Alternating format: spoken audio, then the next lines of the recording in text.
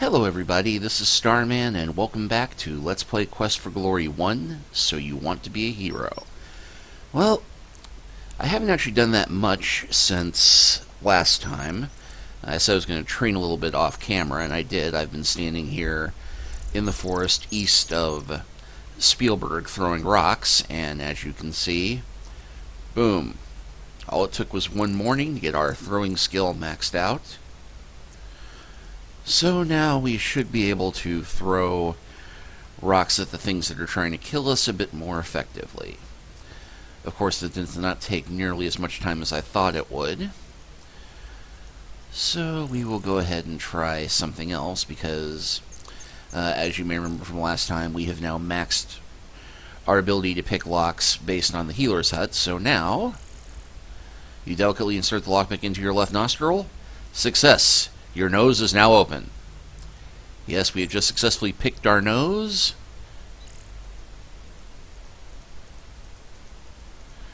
And the crazy part, this actually does improve your pick lock skill.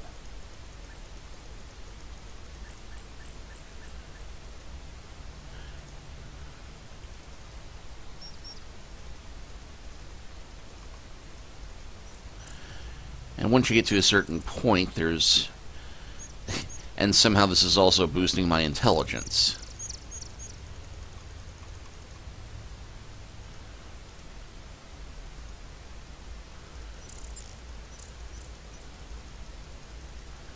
And yeah, I think we are at the safe point now. And yes, increasing luck and agility as well.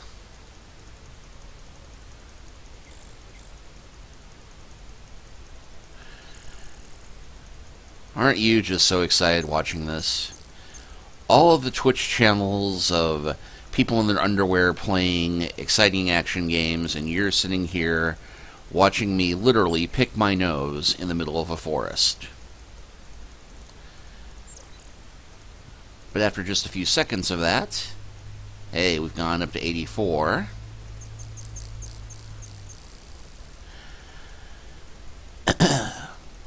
I should also note that I figured out what I was doing wrong with the fighting earlier. As I said, it's been a while since I've played this, and I'm used to avoiding the fighting playing a wizard and thief because, well, why would you?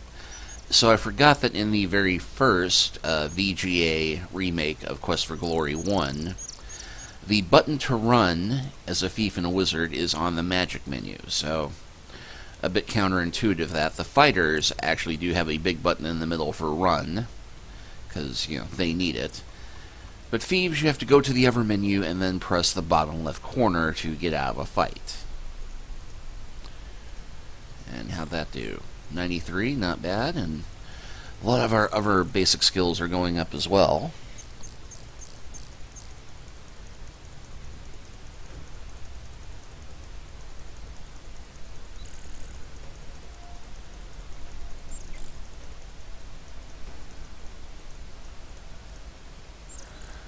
And did that do it? Well, that increased our luck, but, you know, not going to knock it.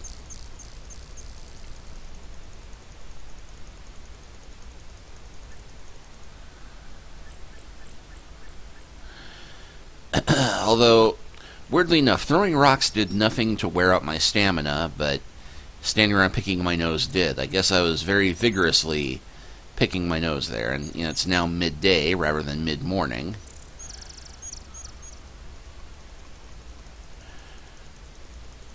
Maybe I have to be rested for it to work. I don't know, but it is increasing my vitality and luck, so not time wasted.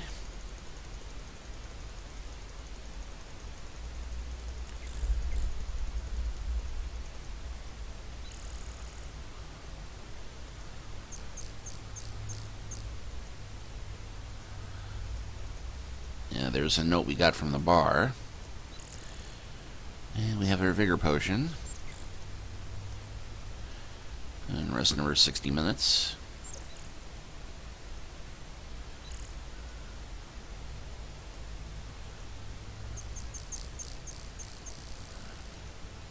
And mid-afternoon now.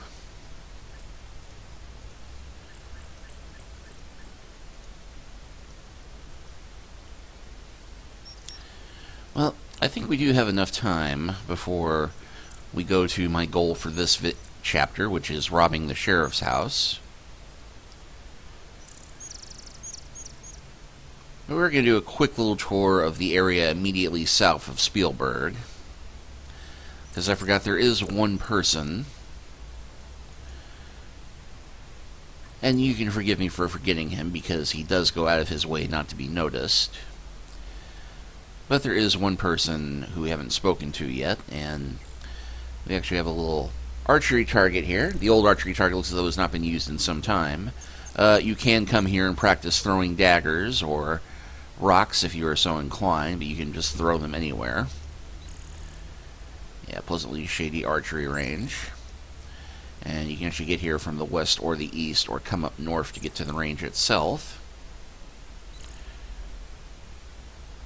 I just think that's interesting. This won't be plot important anytime later or anything.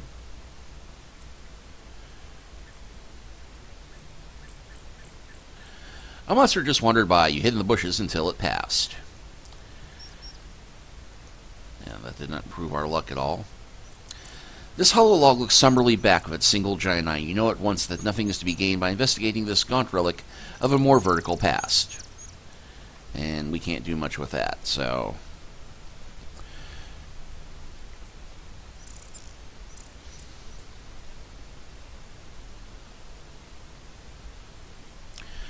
The roar of the waterfall fills your ears, and the cold spray dampens your face as you approach. The water seems to be trying to fly as it leaps from the mountain above. The water gracefully flows toward Mere Lake. And we can't actually drink the water here.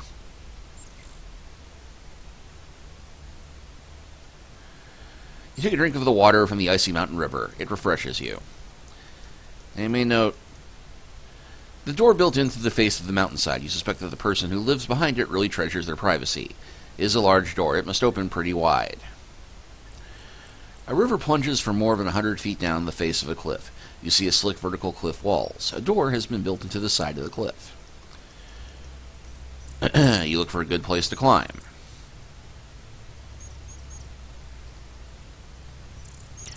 That was almost too easy, just like climbing a ladder.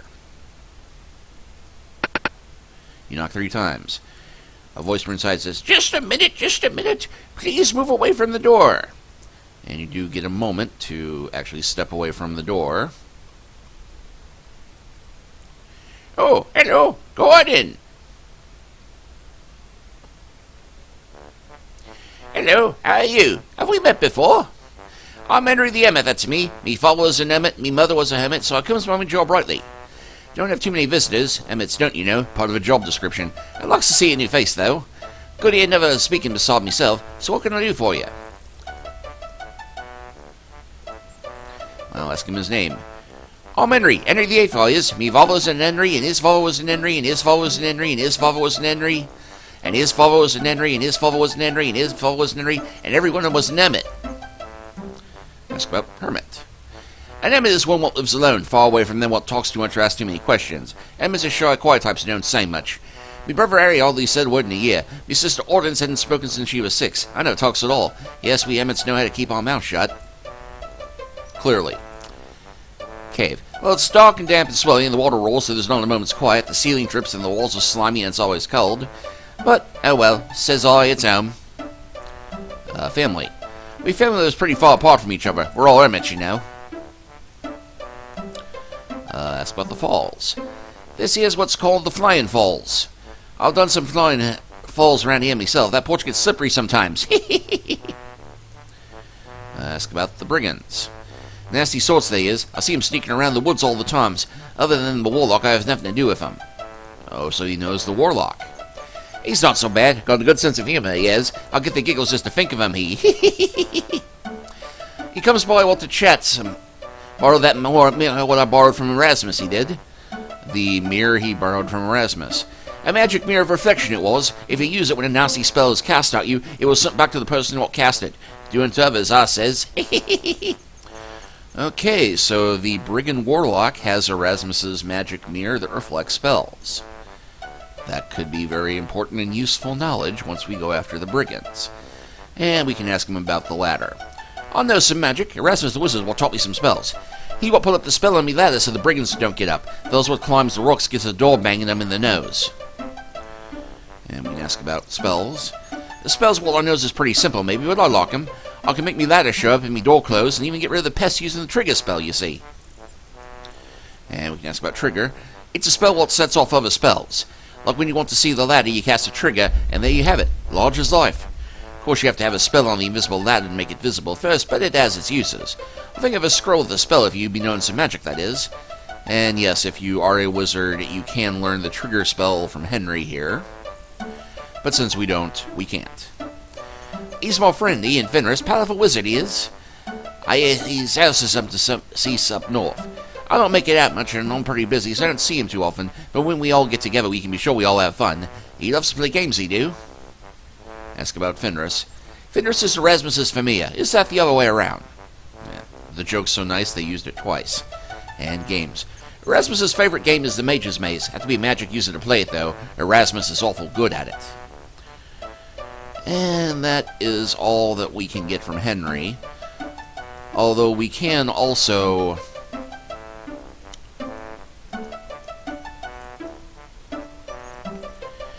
Enry is wide awake, and that makes it impossible for you to sleep. Yeah, a bit of a glitch there. Because you can actually share some food. No, thanks, I'm not much one of those little snacks. Yeah, if you get stuck outside of town, you can come to Enry and stay the night with him. Unfortunately, you don't get much sleep because it turns out that Enry, despite being a hermit, does love company. And will wind up keeping you up all night chattering and asking to play cribbage. And that's a relic from India, a snake charmer's basket. It's the hermit's staff. He needs a large staff to help him record his memoir for posterity. Fire is down to a set of dimly glowing clothes. You see a cot. What's left of Enry's dinner. Enry always keeps a good supply of coal on hand. It's an ancient Egyptian pot from the tomb of Ananha. A place to keep grain for the Ermit's ale. The hermit has all the amenities, including running water. If you have been needing a place to stay the night you're in the area, I could be willing to put you up for the night for some rations and a couple of games of cribbage. Yeah, hence why we give him the food. And yes, if you are standing in front of the door when Enry opens it, you can get knocked down, and he'll wonder who was knocking the door and running off. Okay. So we get anything useful out of that encounter just by chatting? A bit of experience, and our stamina went down.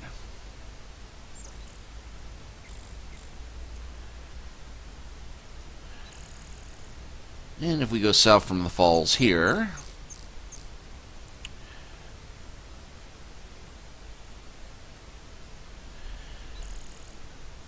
you don't want to do that. A walking pace is more appropriate for enjoying the majestic beauty of this scene. And you get a point for exploring here, but you see your own crystal clear reflection in the crystal clear water.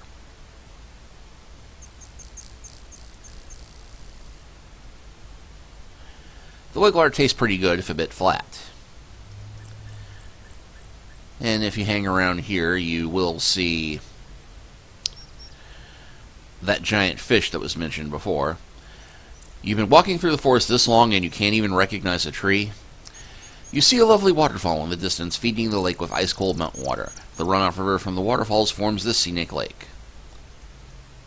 The rocky shore is blissful and relaxing. A slumbering sawn log, or at least a dead tree. So we have that.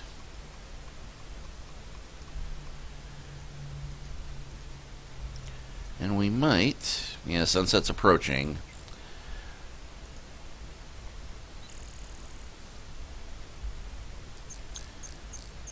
Actually, we might just be able to make one more attraction in the South Forest. Not a person to talk to, but something that will give us some points and give us some cash. You'll remember that the healer listed several things that she needed for her potion making. And one of them, if memory serves, is not too far from here.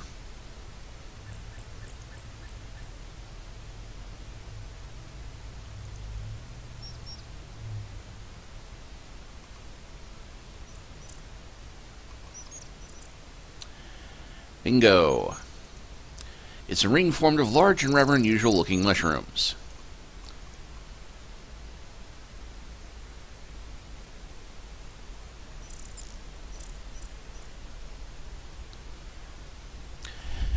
You pick a handful of the smaller mushrooms and carefully put them away in your backpack.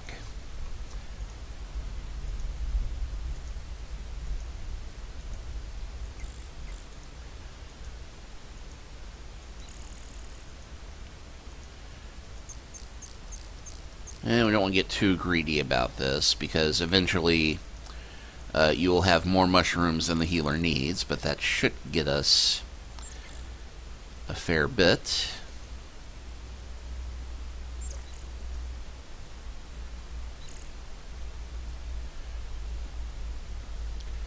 And heck, if it's early sunset, we may just be able to go turn these in.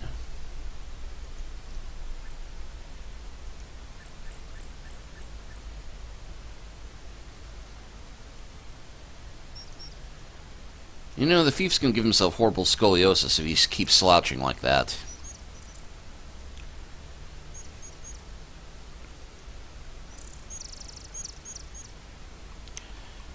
But yeah, we're getting pretty good at the sneaking thing. We haven't run into one monster so far.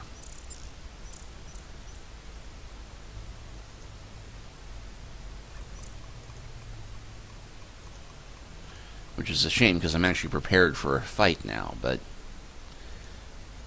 well, let's not knock it. Because there are places I can go to show you a fight later if I want to. And I do want to eventually.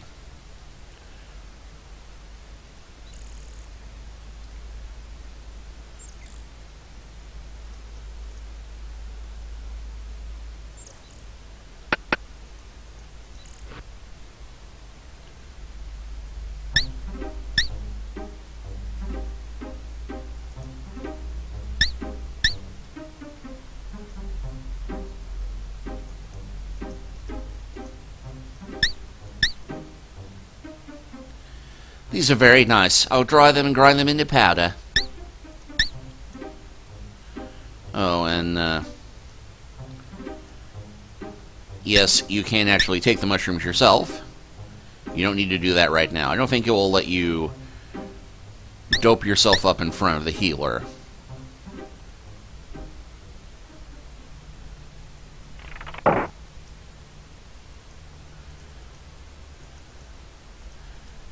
Okay, I guess maybe they took that feature out, but you used to be able to eat the mushroom and you'd have some interesting effects happen. Once would be interesting, twice would kill you. Thank you, but I have enough mushrooms.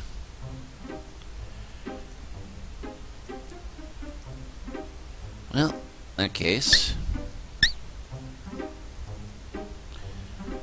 And even though we don't need it now, let's go ahead and buy the Undead Unguent. Buy a stamina. And with that, let's get an extra stamina and an extra healing. Because we have more than enough money for it. Yeah, 59 gold and 7 silver. And Undead Unguent, 3 healing, 2 vigor. And I still thought I had an extra vigor.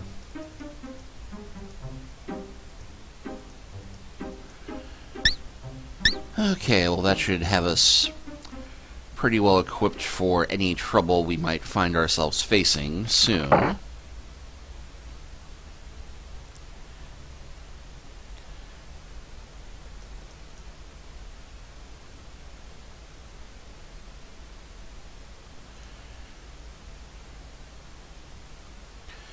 Which I think gives us enough time to go and do one thing I forgot to do before, and this is one of the more easily overlooked points of gaining points in the game.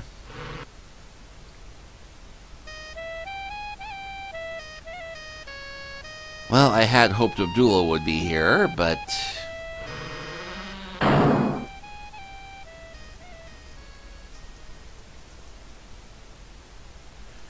yeah, I guess it was not quite late enough for him to show up.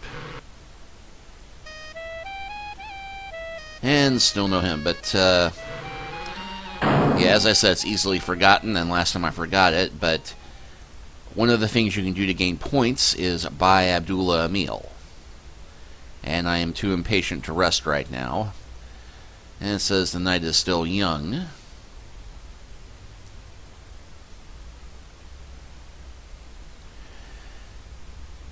Although this does bring up an interesting point. We all know that a thief should never return to the scene of the crime, right? Particularly when they're not sneaking.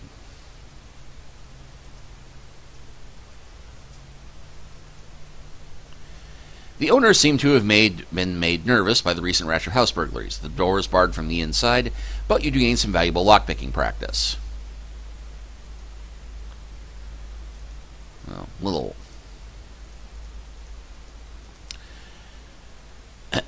But yeah, I remember, and now I think about it, was Quest for Glory 2 where that happened. If you tried breaking into the same place twice, they would be ready for you. With pointy sticks.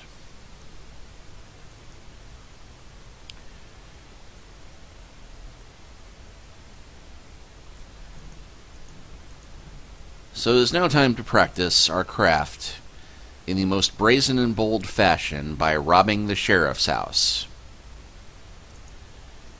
I hope this works. You hear a snick, the lock is open. I know that's a snick, not a snicked. So Wolverine is not about to cut us open. The people who own this house must have some money. Everything looks new and there is not a speck of dust visible.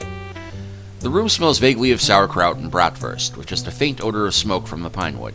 From somewhere in the house you can hear someone snoring. And yes, you'll see we have 3 bedroom doors here. We're not touching them. You don't know much about art, but you know what you like, and that's not it. It's an overgrown bonsai. Over the safe is a charming portrait of the sheriff and his wife. The cold, dark eyes of the griffin make you feel a bit uncomfortable, especially since it's about 10 times larger than any griffin you've heard of. This delicate porcelain vase looks like it could be worth some money, although it would take up a lot of space in your pack. And yeah, a little bit of a subtle trap there, but looks like solid oak. This candelabra looks like it's solid gold. The room is dark and still. The candelabra looks like it is made of gold. The vase on the mantel might also be worth taking. There's also an odd little box on the table. Well, let's go left to right. Take the candelabra. You place the candelabra carefully in the pack beneath your cape. In the desk drawer is an assortment of mostly worthless objects, but you also find 3 silvers, which you take. Oh, and check the fire. The glowing embers from the fire cast a dim light in the room.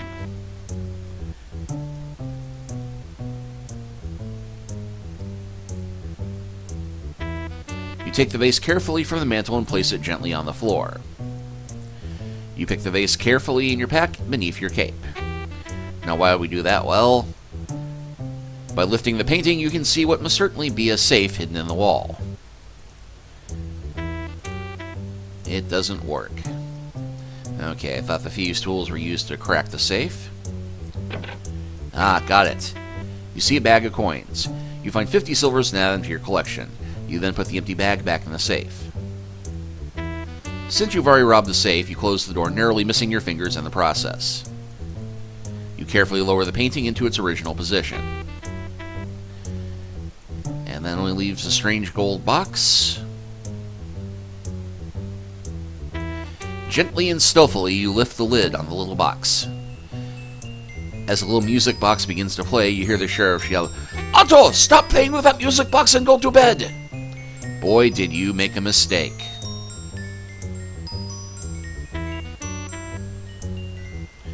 Otto, even in his sleepy state, winds the music box and closes the lid before he heads back to bed. That was close. The goo must have been so dumb or sleepy or both, he didn't even see you standing there. Yeah, if your stealth isn't high enough, even Otto will notice you there. You quickly toss the box into your pack. And we are now getting tired because it is just past midnight.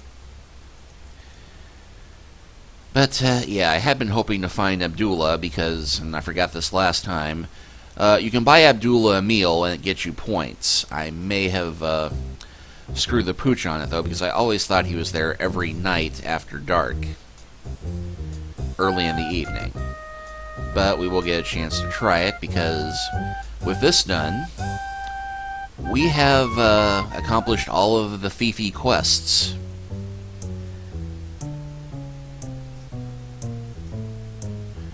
Apart from fleecing the chief for more gold. Alright. Actually, I take that back. We do need to fence the rest of our loot. So, we have the vase. Let's see now, deducting the guild cut, allowing for resale markup 40 silvers. That seems like not much for that vase, but I can't quibble. That would make a pretty silly looking hat. 150 for the gold candlesticks, which turn to silver in our inventory, and 90 silver for the music box. Oh, and you want a really silly way to die? You can stand between the chief and the dartboard. But I'm not going to do that, because I've had enough serious ways of dying. Thank you.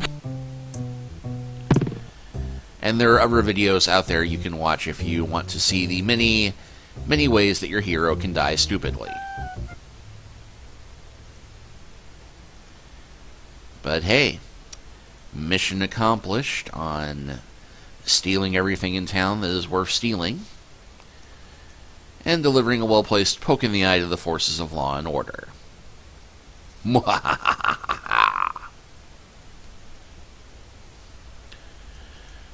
Alright, well, with that done, I think we have more than earned ourselves a good night's sleep.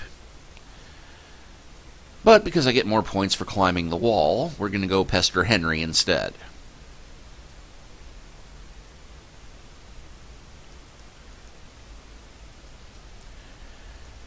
And we will quick save just to make sure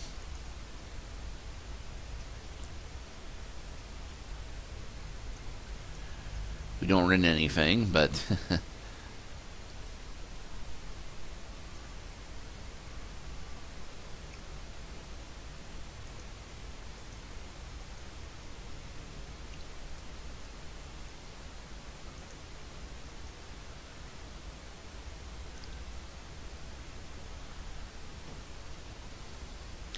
actually, I was just thinking there is one thing I could do before we close this chapter out.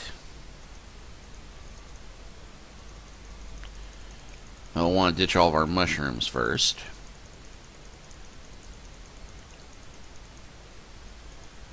Oh, didn't mean to drop the paper piece, but we don't need it anymore.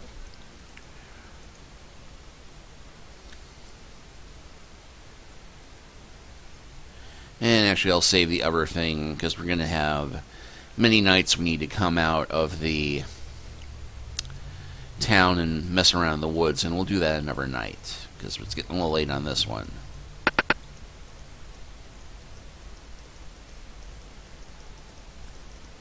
Whoop. Nobody here, I guess.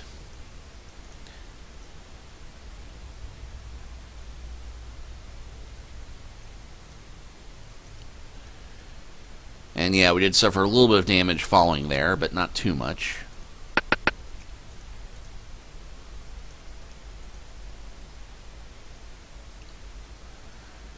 And it's also possible to lose your balance and slip here if you try and walk too far to the right.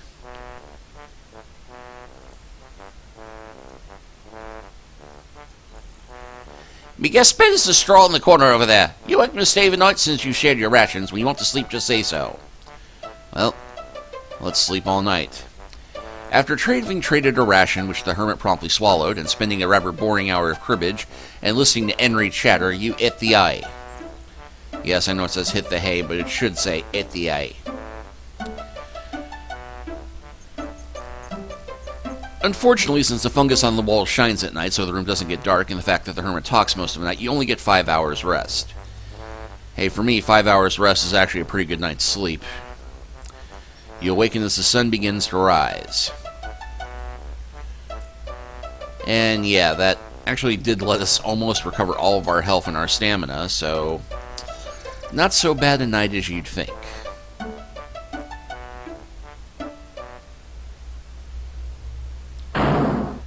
But with that done,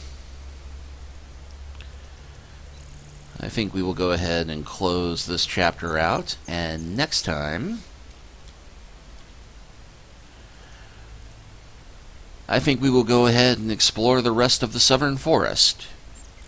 We'll see you then.